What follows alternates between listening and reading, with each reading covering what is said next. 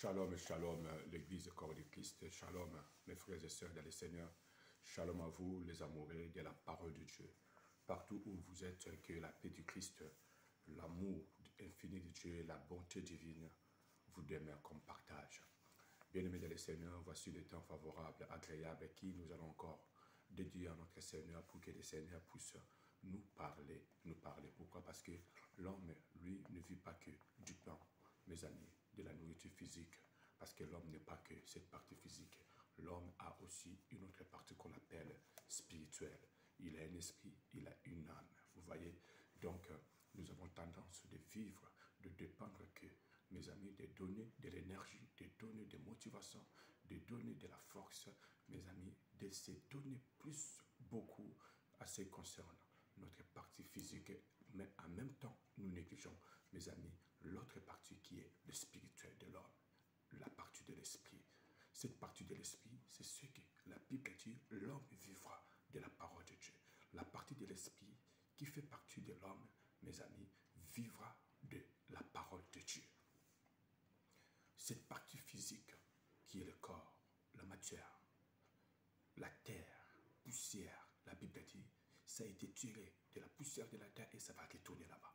Donc, je pense que nous devons essayer, s'efforcer tous ensemble de mettre l'équilibre, mes amis, concernant notre vie.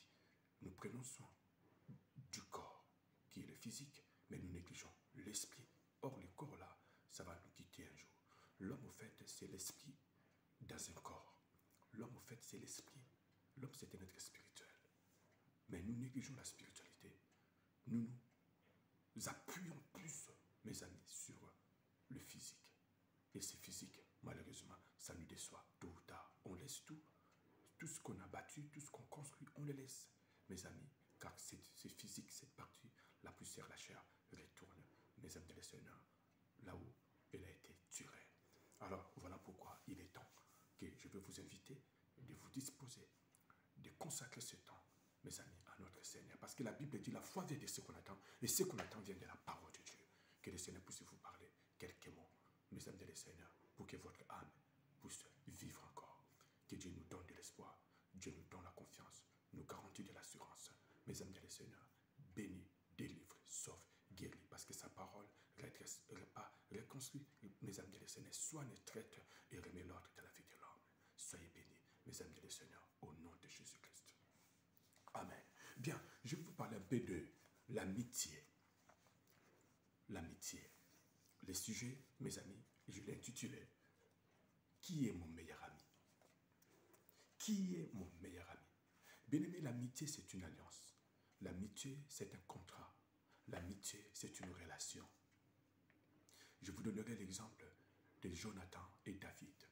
C'étaient les deux amis aimés. Les deux amis aimés, mes amis du Seigneur. Le fondement de cette alliance, de cette relation de l'amitié, c'est l'amour. 1 Corinthiens 13, 1 à 13.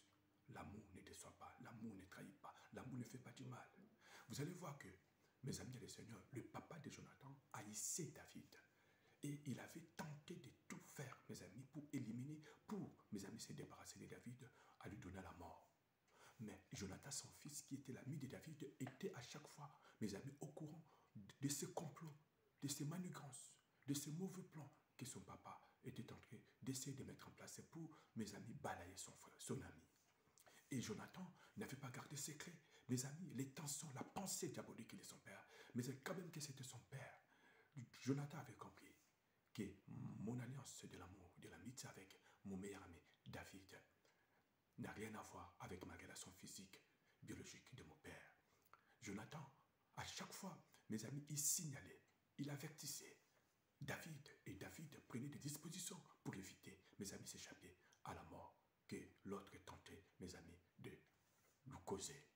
Et la Bible dit, mes amis du Seigneur, à chaque fois que Saoul essayait, tentait, mettait un plan pour se débarrasser de David, il échouait. Jusqu'à ce que Saoul même est allé gueuler, mes amis, à son fils Jonathan, de lui traiter comme fou, comme idiot. Vous voyez?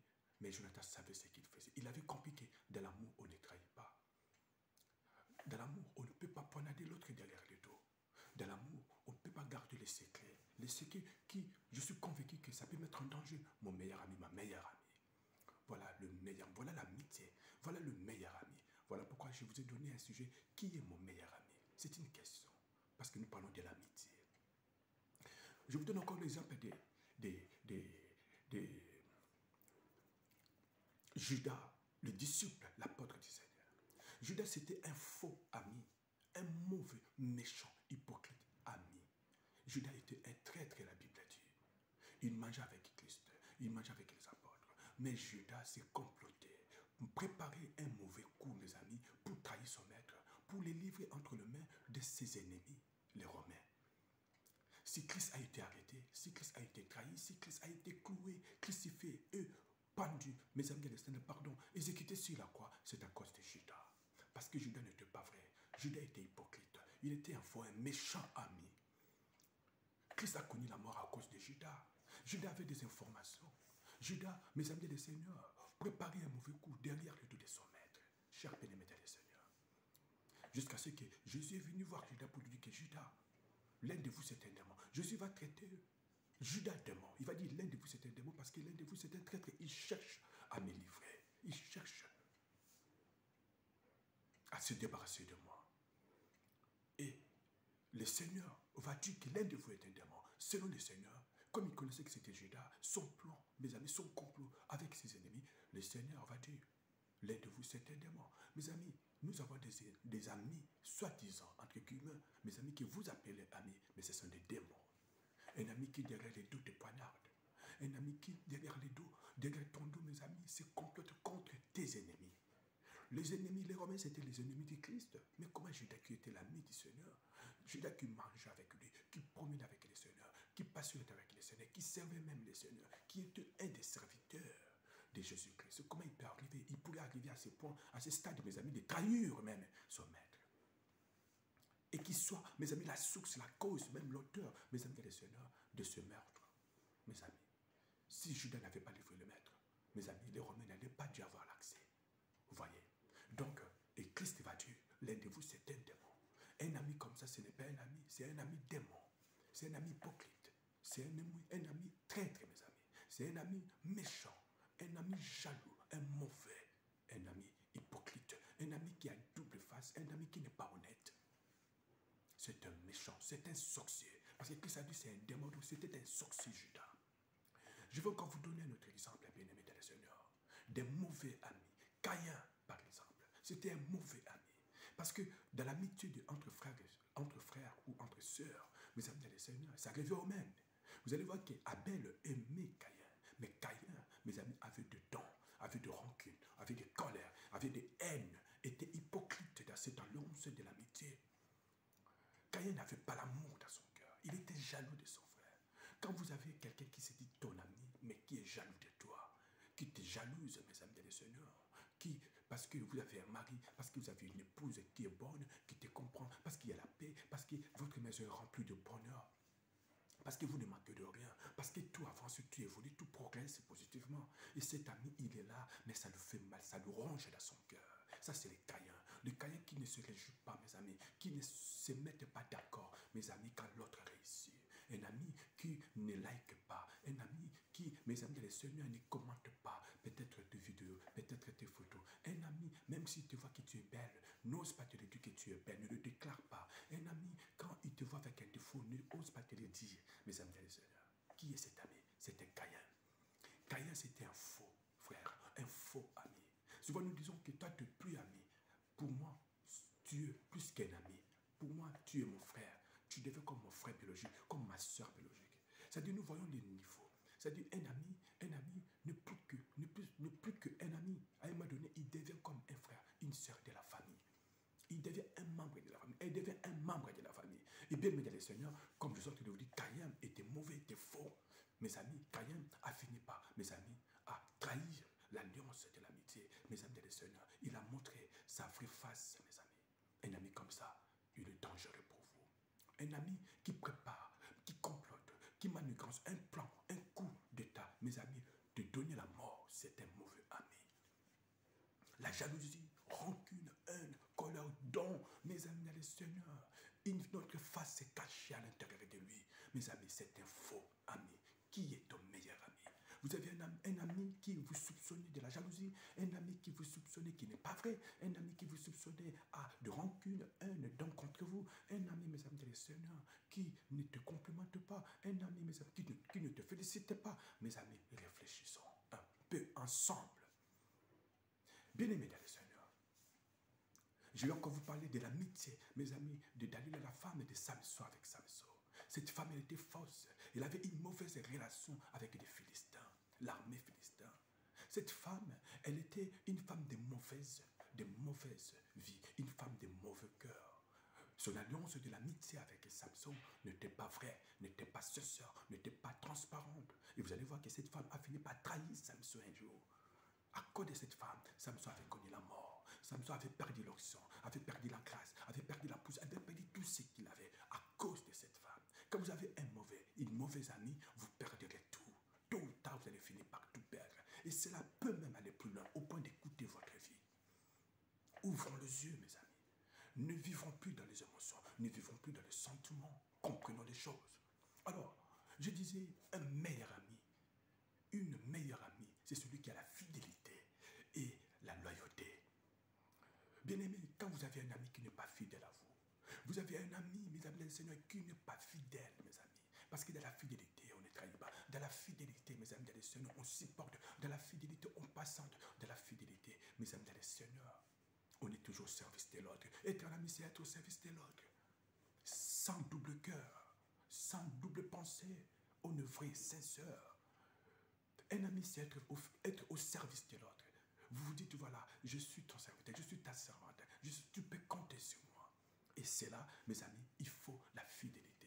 Il n'y a pas l'alliance dans l'amitié si vous le savez que vous n'êtes pas quelqu'un de fidèle, quelqu'un qu'on ne peut pas confier. Mes amis, un sujet, un problème, une situation, parce que, mes amis, vous allez tout foutre en l'air. Mes amis, un ami comme ça, ce n'est pas un ami. Un ami infidèle, ce n'est pas un ami. Bien-aimé dans le Seigneur, un ami fidèle ne peut pas sortir avec ton propre mari. Une amie fidèle ne peut pas sortir avec, mes amis dans le Seigneur, ton propre mari. Un ami fidèle ne peut pas sortir avec ta propre épouse. Non. Un ami fidèle ne peut pas, mes amis dans le Seigneur, oui, te détourner ton entreprise, mes amis dans le Seigneur.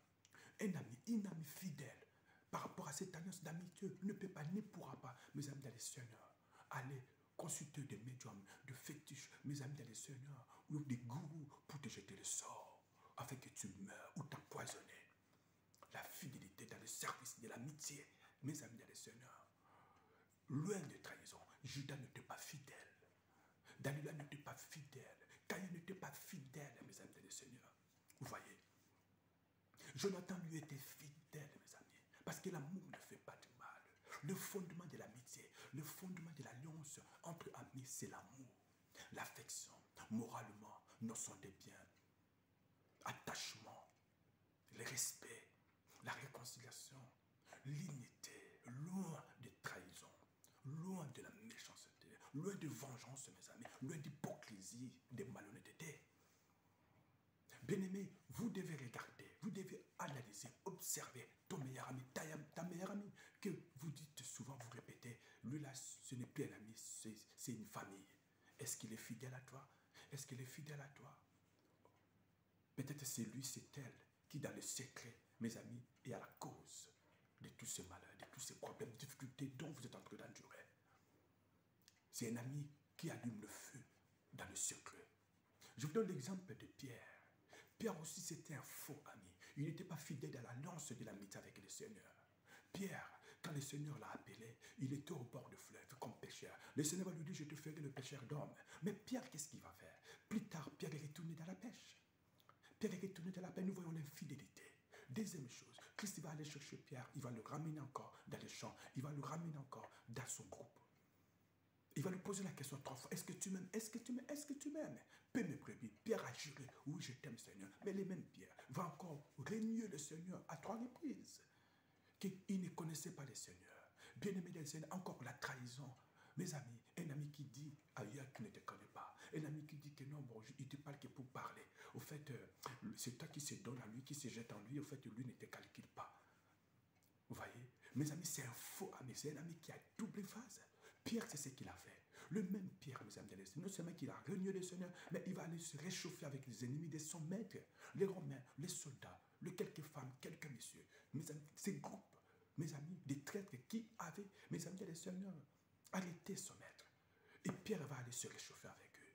Bien-aimé dans le Seigneur, si tu sais que ces gens sont les ennemis de ton ami, que fais-tu donc avec eux? La trahison, tu es faux, vous avez double face, double visage. Alors la question est, que fais-tu auprès de cette personne à qui vous dites que non, c'est ton ami? C'est quoi ta pensée? C'est quoi ton plan? C'est quoi vous manigancez? Pourquoi tu restes auprès de lui? Quand vous savez que cette personne-là à qui vous dites ton ami et que vous n'accomplissez pas, vous ne réunissez pas les conditions, vous ne respectez pas les contrats, les accords, les devoirs et les droits de l'autre, bien-aimé dans le Seigneur, vous n'avez rien à faire là auprès de cette personne parce que vous êtes faux. Une mauvaise personne. Sauve-toi, quitte la personne. Pourquoi restez-vous avec lui, avec elle? Parce que vous avez un autre plan. Parce que vous avez un autre plan. Vous voyez, Pierre a trahi. Pierre a déçu le Seigneur. Un bon ami, une meilleure amie ne peut décevoir son meilleur ami. Cher bien-aimé, la fidélité et la loyauté. Pierre n'était pas fidèle, il n'était pas loyal. Un cœur ouvert, Judas n'était pas fidèle, n'était pas loyal. Dalila n'était pas fidèle, n'était pas loyal, mes amis dans le Seigneur. Caïn n'était pas fidèle, n'était pas loyal, n'avait pas un bon cœur, n'avait pas un cœur ouvert. La Bible dit dans le livre des 1 Corinthiens, mes amis dans le Seigneur, chapitre 5, le verset 6. 1 Corinthiens 5, 6, la Bible dit, un peu de levain fait lever toute la pâte. Le levain ici, c'est comme un poison. Le levain ici, c'est comme le mal. Le levain ici, c'est comme une dose, mes amis dans le Seigneur, qui détruit, qui pourrisse des vies. Un peu, mes amis, de levain, juste une petite dose d'une mauvaise pensée, de la haine, rancune ou de l'hypocrisie ou de la méchanceté ou de jalousie que vous avez dans votre cœur ou juste, mes amis dans le Seigneur, ce petit jeu malin de cacher des informations en marquant le cœur ouvert, vous avez le levain en vous. Un ami qui a le levain, il va finir par, mes amis, à exploser. Il va finir par, mes amis dans le Seigneur, de passer à l'acte de vous détruire. Si vous avez les lèvres avec vous, vous allez finir par, mes amis dans le Seigneur, causer du tort, de dégâts, de désastres à ton meilleur ami. Parce que vous avez une mauvaise semence, vous avez la dose de levain en vous. Un ami comme ça n'est pas une bonne personne. Une amie qui a le levain en lui ou en elle, c'est une mauvaise personne. Parce que tôt ou tard, ça va fermenter, mes amis. Ça va empoisonner, mes amis dans le Seigneur. Ça va pourrir la vie de la personne et aussi de l'entourage, de la famille de ses meilleurs amis. Bien-aimés dans le Seigneur. Qu'est-ce qu'est la Bible? Je vous parle de la fidélité et la loyauté dans l'alliance, de la relation, mes amis, de l'amitié, de l'amour entre amis. Chers bien-aimés dans le Seigneur, la Bible dit ceci. La Bible dit, je vais vous dire quelque chose qui est très important parce que pendant que j'étais en train de préparer ces petits morceaux, je disais, ça peut servir à une personne. Alléluia. La Bible parle, mes amis, dans l'église de Corinthe. Dans chapitre 1 Corinthiens 5, 1, 1 Corinthiens 5, 1, la Bible dit ceci. On entend parler constamment d'inconduite parmi vous. Ça, c'est l'apôtre Paul. Paul va dire aux chrétiens, aux croyants, mes amis de l'église de Corinthe, on entend parler parmi vous d'inconduite. C'est-à-dire, quelqu'un lui avait rapporté l'information que dans l'église de Corinthe, à qui lui était apôtre, était l'aigle, mes amis de le Seigneur, il y avait quelques frères, quelques soeurs, quelques personnes qui vivaient dans l'immoralité. Il y a eu quelqu'un qui a rapporté l'information à Paul. Si Paul n'était pas au courant, Paul n'allait pas traiter ses problèmes.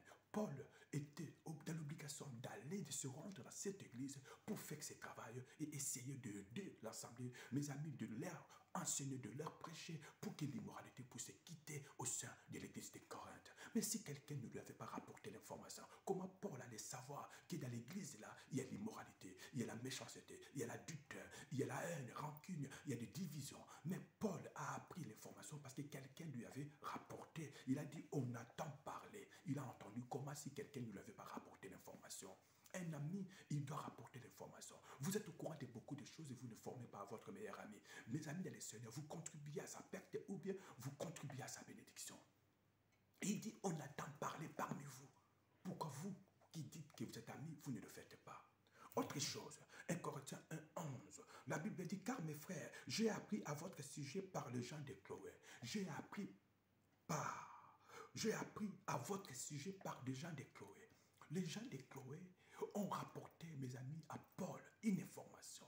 Bien-aimé de Seigneur. Et cette information a servi à Paul, mes amis, de descendre à Chloé pour faire un travail, pour aider ces gens. Si vous ne remontez pas l'information, mes amis de le Seigneur, vous allez détruire votre ami. Vous mettez la vie de votre ami en danger.